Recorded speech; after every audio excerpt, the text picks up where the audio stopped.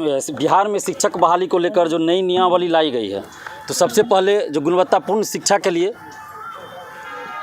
तो टाइम लग जाएगा ना फिर सब, क्योंकि सुप्रीम कोर्ट में केस चल रहा है। जो बीएड पास है उनको अलाउ किया जाएगा या नहीं, अभी तक है कि डीएलएड वाले ही 1 to 5 में जा सकते। तो ऐसी परिस्थिति में जो बीएड किए हुए हैं, वर्षों से पात्रता परीक्षा पास किए हुए हैं, तो वो लोग कहाँ जाएंगे? वो फॉर्म भर भी देंगे तो सरकार क्या गारंटी देगी कि 1 to 5 में उनका सिलेक्शन होगा और उनको जॉब मिलेगी, क्योंकि सुप्रीम कोर्ट में केस चल रहा है। तो 6 to 8 का जितना भी सीट खाली है, सरकार से हम ये मांग कर रहे हैं कि सबसे पहले आप 6 to 8 की जितनी रिक्तियाँ हैं उन सब पे वैकेंसी निकालिए, क्योंकि सबसे ज़्यादा अभ्यर्थी इसी में है। इसके बाद 2011 के बाद STET परीक्षा आर्ट्स विषय के लिए नहीं हुआ है। जो 2019 का चल रहा था वो साइंस के कुछ सब्जेक्ट के लिए हुआ, अभी कॉमर्स के लिए हुआ, लेकिन आर्ट्स विषय के लिए हुआ ही नहीं है, और सबसे ज़्यादा अभ्यर्थी आर्ट्स विषय के लिए। तो फिर आप वैकेंसी तो निकाल दिए, 1,70,000 दिखा दिए, उसमें भी नियोजित शिक्षक भी भरेंगे, तो फिर ये जो पूरा सीट है वो भरेगा ही नहीं, खाली रह जाएगा इसमें सीट। क्योंकि अब जितना अभ्यर्थी पास कर चुके हैं पात्रता परीक्षा, आप उससे ज़्यादा रिक्ति है बिहार में, लेकिन लोग फॉर्म नहीं भर सकते क्योंकि उस विषय के लिए STET हुआ ही नहीं, और सीटेट जो पास है वो 11-12 के लिए अप्लाई ही नहीं कर सकते हैं।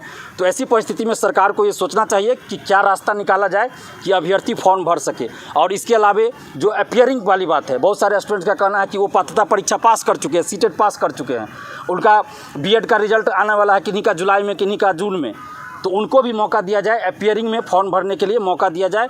ये हम लोग की मांग है, और इसीलिए हम आज प्रेस कॉन्फ्रेंस बुलाए हैं। तो सरकार से हम यही मांग कर रहे हैं कि आप इस पे ध्यान दीजिए और ज़्यादा से ज़्यादा अभ्यर्थियों को मौका मिले शिक्षक बहाली में। चूँकि हर साल तो शिक्षक बहाली आती नहीं है, तो इसलिए आप ऐसा रास्ता निकालिए कि ज़्यादा से ज़्यादा शिक्षक अभ्यर्थी फॉर्म भर सके और गुणवत्तापूर्ण शिक्षा के लिए अग्रसर हो सके, शिक्षा विभाग भी अग्रसर हो सके, बिहार सरकार अग्रसर हो सके, और शिक्षक भी हो सके।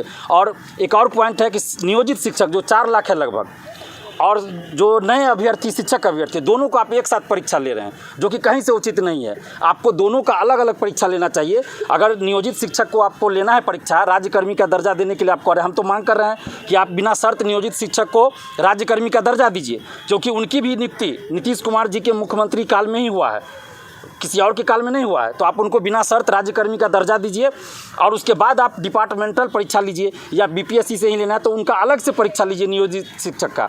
आप फ्रेश जो ले रहे हैं, जो नए अभ्यर्थी है शिक्षक अभ्यर्थी, उनके साथ उनको मत मिलाइए, अलग अलग एग्जाम लीजिए। ये हमारी मांग है, पारदर्शिता रहे, जिसका तो चर्चा BPSC के चेयरमैन अतुल प्रसाद जी ने कहा ही है कि पारदर्शिता रहेगी। तो उसके लिए हम धन्यवाद देते हैं BPSC के चेयरमैन साहब को कि उन्होंने इस बात को रखा है कि हम पारदर्शिता लाएंगे और धांधली सेटिंग नहीं होगी, पेपर लीक नहीं होगी। तो इसके लिए हम धन्यवाद देते हैं अतुल प्रसाद जी को। साथ ही नीतीश कुमार जी से ये मांग कर रहे हैं, तेजस्वी यादव जी से मांग कर रहे हैं, जब आप बिहार में 10 लाख 20 लाख नौकरी की बात कर रहे हैं, तो आप इस तरह की वैकेंसी निकाल रहे हैं जिसमें कि अभ्यर्थी फॉर्म ही नहीं भर पाएंगे, तो आधा से ज़्यादा सीट तो खाली रह जाएगा, तो फिर नौकरी किन को मिलेगी? तो इसलिए आप इस पर ध्यान दीजिए। 6 to 8 का आप जितना भी रिक्ति है उस पर वैकेंसी निकालिए, नियोजित शिक्षक के लिए अलग, और फ्रेश जो अभ्यर्थी हैं शिक्षक अभ्यर्थी उनके लिए अलग एग्जाम लीजिए।